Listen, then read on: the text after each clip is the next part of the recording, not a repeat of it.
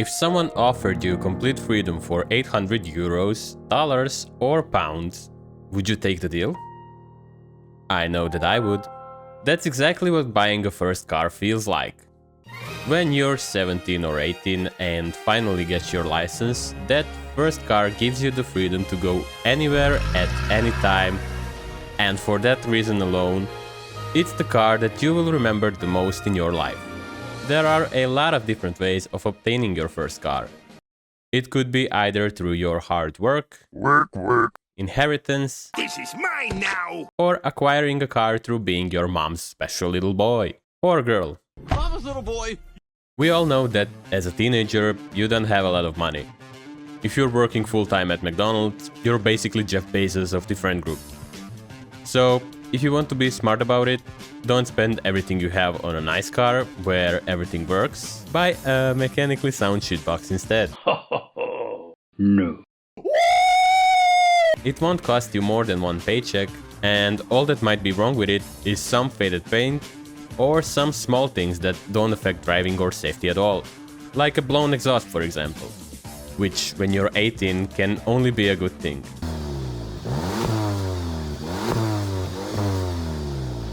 Like I said before, a route that a lot of younglings go for is begging their parents to buy them a car, or getting them one for their birthday, only for it to be in the wrong color. No. You wanted a Lamborghini, so... Aventador? What is that? Oh my god, and I wanted it white. But if you want the biggest dopamine hit, you will buy one yourself. That being said, don't turn away your parents' money if they offer it. Don't be silly, but don't be a beggar either. If you work for at least a part of your car, you will appreciate it so much more. Because it took a lot of sacrifice to get it. It will feel like your car, and not just a car that your parents gave you. An exception to this rule is a car that you inherited. Cause let's be honest, that old Corsa has been in the family for so long, it's starting to feel like your pet. So of course you'll appreciate finally driving that. Another benefit of shit starter cars, and probably the biggest one, is that you are a lot more carefree driving them.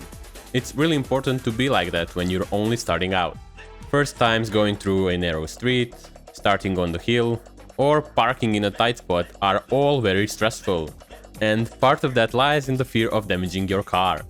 But if it's a shitbox, it's likely already damaged. So it almost expects you to hit it somewhere. It's also a lot more fun to trash the living hell out of these cheap cars. And driving a slow car fast is always the most adrenaline-filled experience that you can have.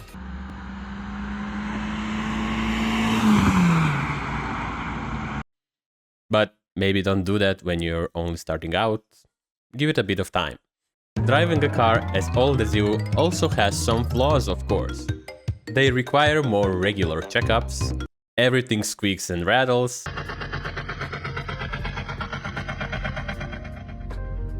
and you're at the constant risk of blowing the car up. But every failure teaches you something, like checking your oil and coolant levels, or making sure that the timing belt has actually been replaced in the past 20 years, just so you avoid getting stranded.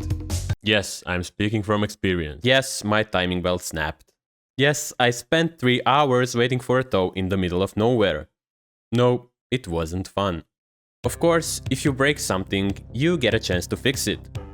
And if you are interested in working on your car as well, having an older one is a godsend.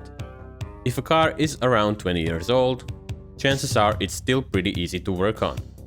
So doing your own oil and filter changes shouldn't give you too much trouble. And if you're already working on your car, might as well mod it.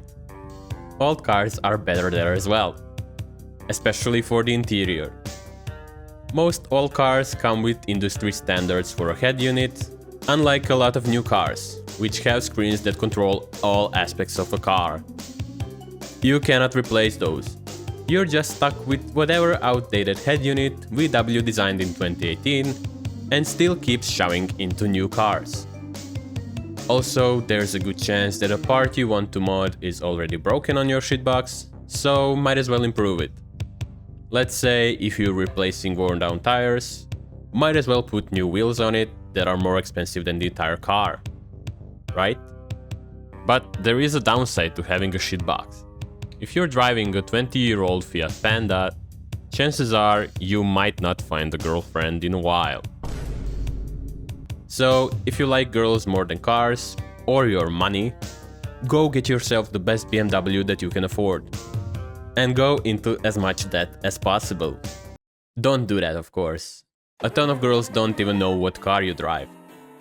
This is just a generic black car to them. And that is enough for most of them. But in case a girl is really interested in a guy's car, and yet she doesn't know how to check oil and coolant level on her Fiat 500, then she might not be the one. Same if the roles are reversed, of course. Like I said, no discrimination here. A shitbox will allow you to weed out gold diggers in a heartbeat, so it's actually taking care of you. And if you can deal with a bit more involved process of car ownership, then a shitbox might be a right car for you. It will serve you well until you can learn how to park and drive a manual. And who knows, maybe even beyond that. Some people just never get rid of theirs. And that's the end of the video. Thank you guys so much for staying this long and watching. I really appreciate it. I would even more if you could like and subscribe. It means a lot to me, especially since I'm just starting out and experimenting a bit with the style. My first car was actually a 1-liter VW Lupo, which was a ton of fun despite taking 17 seconds to get from 0 to 100. And I enjoyed learning about the basics of car ownership through it. I absolutely recommend getting a car that cheap to start out with, which you can probably tell by the video itself. But you should probably avoid red cars, since they will have lacquer peel for sure. So that's something to keep in mind. Anyway, enough of my rambling. Thanks and goodbye.